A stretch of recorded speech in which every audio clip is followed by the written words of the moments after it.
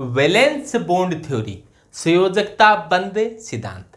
यह सिद्धांत Hitler, London, polling व स्लेंटर ने दिया था, लेकिन उपसहर संयोजक यौगिक कंपाउंड के लिए इस पर मुख्य रूप से काम किया था पोलिंग ने। आजकल इसे पोलिंग का ही सिद्धांत कहा जाता है। अपने आता है कि कोई कंपाउंड देकर उसका हाइब्रिडाइजेशन पूछते हैं या फिर उसके मैग्नेटिक प्रॉपर्टी, चुंबकीय गुणधर्म पूछा जाता है कि अनुचुंबकीय है या प्रतिचुंबकीय है।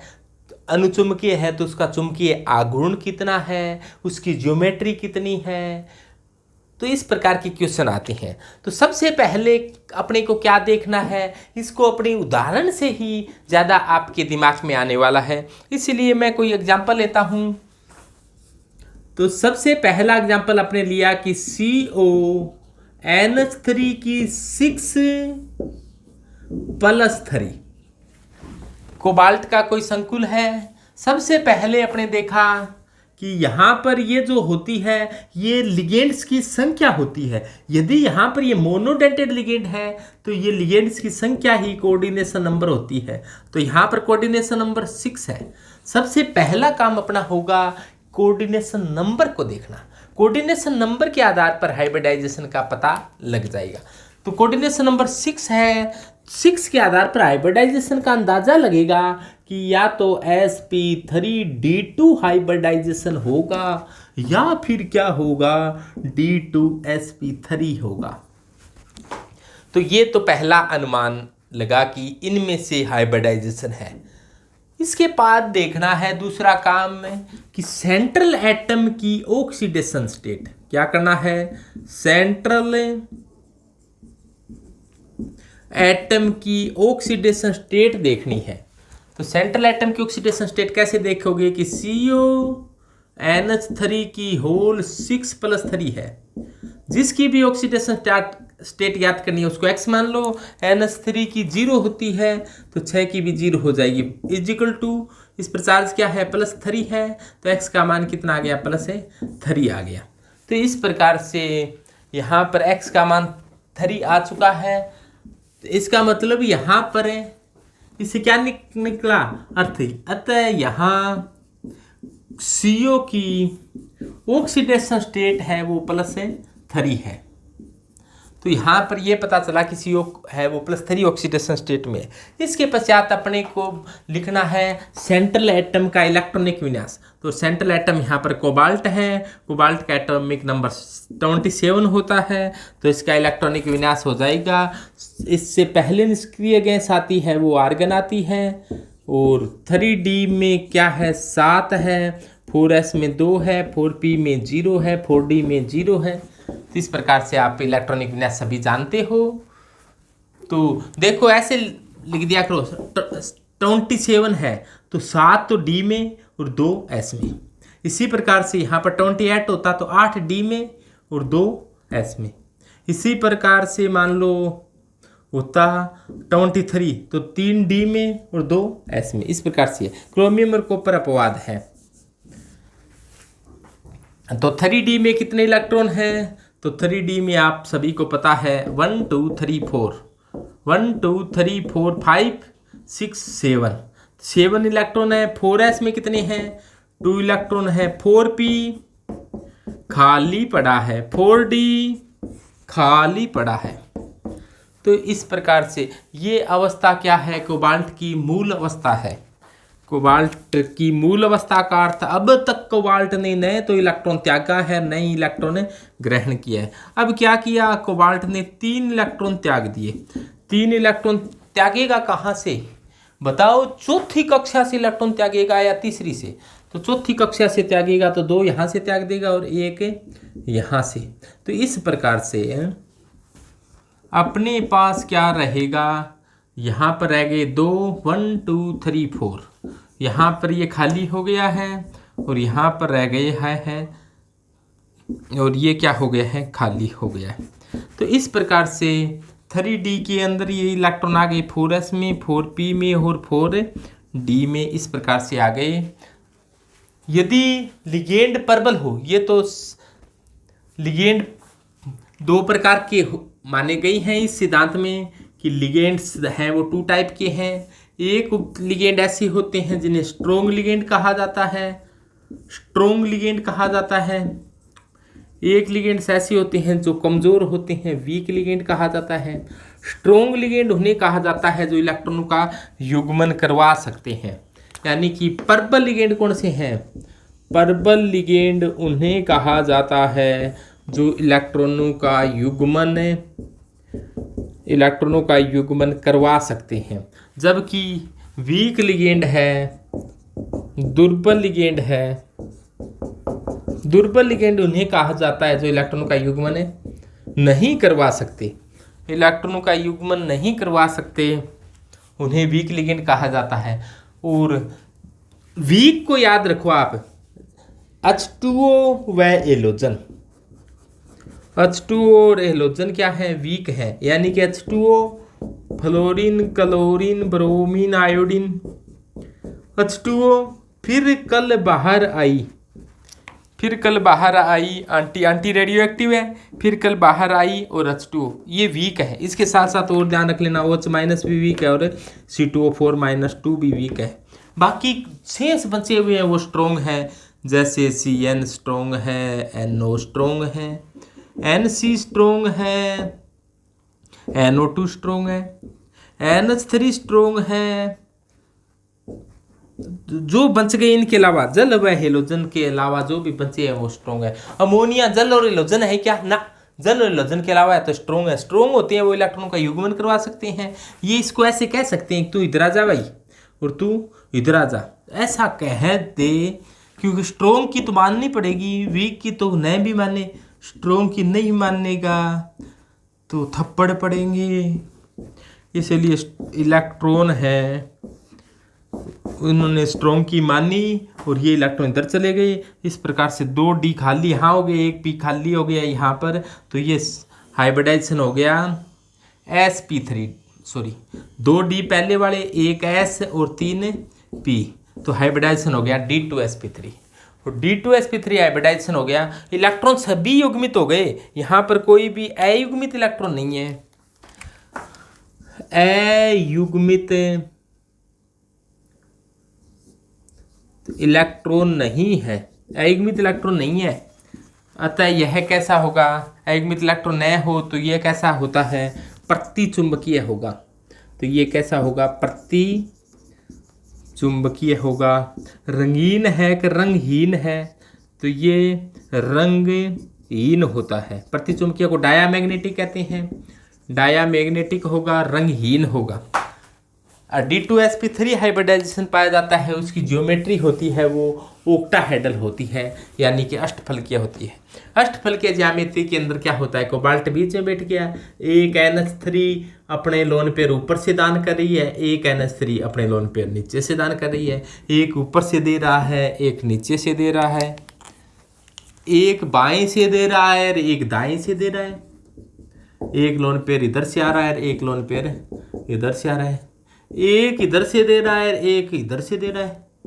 तो इस प्रकार से देने वालों की संख्या कितनी है? 6 है। 6 दे रही है, कोबाल्ट ले रहा है, और इस पर चार्ज कितना है? +3 है। तो इस ज्योमेट्री को क्या कहेंगे? ओक्टाहेड्रल ज्योमेट्री कहेंगे। तो ज्यामिति कैसी बनी है? सार क्या निकला? ओक्टाहेड्रल ज्योमेट्री है। D2sp3 हाइब्रिडाइजेशन है, D2sp3 हाइब्रिडाइजेशन है। अनुचुंबकीय है, प्रतिचुंबकीय है, प्रतिचुंबकीय है। रंगीन है कि रंगहीन है? तो रंगहीन है। डायामैग्नेटिक है, पैरामैग्नेटिक है? डायामैग्नेटिक है। और तो इस प्रकार से VBT है वो इसकी व्याख्या करती है। तो VBT द्वारा CONH3 की 6+3 की व्याख्या आप आसानी से समझ सकते हो। यहाँ पर देखो NH3 है वो पर्बल लिगेंड था, यहाँ पर पर्बल लिगेंड वाले में था। यदि दुर्बल लिगेंड वाला होता, जैसे मान लो जल ही होता, दुर्बल जल है, जल और हेलोजन दुर्बल है, यहाँ पर जल होता, वाटर ऑफ इंडिया होता, तो जल होता तो भी समन्वय संख्या 6 ही रहती, हाइब्रिडाइजेशन इनमें से ही होता। यहाँ पर जल होता तो भी ऑक्सीकरण अवस्था +3 ही आती। यहाँ पर जैसे जल होता तो भी +3 है तो इलेक्ट्रॉनिक विन्यास यही होता, लेकिन जल एक वीक लिगेंड है, इनको ऐसे कह नहीं सकता कि आगे आगे चले जाओ। कोई नहीं मानता दुर्बल की, कमजोर आदमी ये नहीं कह सकता कि इधर हो जाओ इधर हो जाओ, वो कुछ नहीं कहेगा। तो वो तो यही कह देगा कि हम किसी को परेशान नहीं करते, दुर्बल लोग किसी को परेशान नहीं करते। तो ये युग्मन वगैरह की कोई बात नहीं करेगा और यहाँ से मामला पलट जाएगा। यहाँ से मामला क्या हो जाएगा, पलट जाएगा। और ये हाइब्रिडाइजेशन क्या हो जाएगा, sp3d2 हाइब्रिडाइजेशन होगा। ये डी आगे वाला काम में लेगा कि आगे खाली पड़ा है, किसी को क्यों परेशान किया जाए। तो इसको ये नहीं कहेगा कि तू इधर हो जा तू इधर जा, नहीं, कि एक ऐस काम में लूँगा कि मैं 3p काम में लिए जाएंगे और 2d काम में लिया जाएगा। अब बोलो हाइब्रिडाइजेशन कैसा, sp3d2 हाइब्रिडाइजेशन होगा। और sp3d2 हाइब्रिडाइजेशन होते ही जल अपने लोन पेयर लेकर उपस्थित हो रहा है यहाँ पर, और ये जल आ चुका है अपने लोन पेयर लेकर, और ये जल अपने लोन पेयर देना चाहता है। और ये देना शुरू करते हुए यहाँ पर ये देखो लोन पेयर डोनेट करना शुरू कर दिया है जल ने, और इस प्रकार से अपने लोन पेयर डोनेट कर देता है। कहाँ है लोन पेयर डोनेट किए हुए, ये रहे, यही वो लोन पेयर है जो यहाँ पर डोनेट किए हैं। हाइब्रिडाइजेशन हो गया sp3d2 और ज्योमेट्री वही अष्टफल की है होगी, बस यहाँ पर और कोई अंतर नहीं होगा। H2O H2O H2O H2O H2O H2O इस प्रकार से हाइब्रिडाइजेशन हो जाएगा। लेकिन यहाँ पर देखो अयुग्मित इलेक्ट्रॉन है, और अयुग्मित इलेक्ट्रॉन भी कितने, 4 अयुग्मित इलेक्ट्रॉन। यहाँ पर 4 अयुग्मित इलेक्ट्रॉन होने के कारण ये अनुचुंबकीय न होकर अब की बार अनुचुंबकीय न होकर क्या हो जाएगा, ये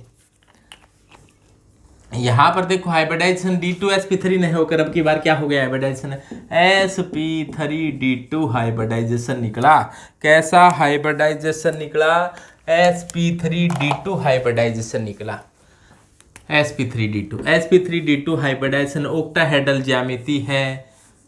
पैरामैग्नेटिक या डायमैग्नेटिक, पैरामैग्नेटिक होगा, यानी कि अनुचुंबकीय होगा। अनुचुंबकीय, अनु रंगीन होती है कि रंगहीन, अनु कैसी होती है, अनु रंगीन होती है। तो अनु चुंबकीय होती हैं, वो रंगीन होती है। अनु नाम लड़की का सहारा है, लड़कियां रंगीन होती है, यानी कि लड़कियां ज़्यादा रंगीन कपड़े वगैरह पहनती है। तो अनु चुंबकीय है, अनु चुंबकीय कैसे होते हैं, रंगीन होते हैं। और इसका चुंबकीय आघूर्ण कितना होगा, चुंबकीय आघूर्ण की गणना चक्रण मात्र सूत्र से स्पिन ओनली फॉर्मूला से ज्ञात की जा सकती है। और स्पिन ओनली फॉर्मूला क्या होता है, म्यू बराबर n+2 का अंडरूड।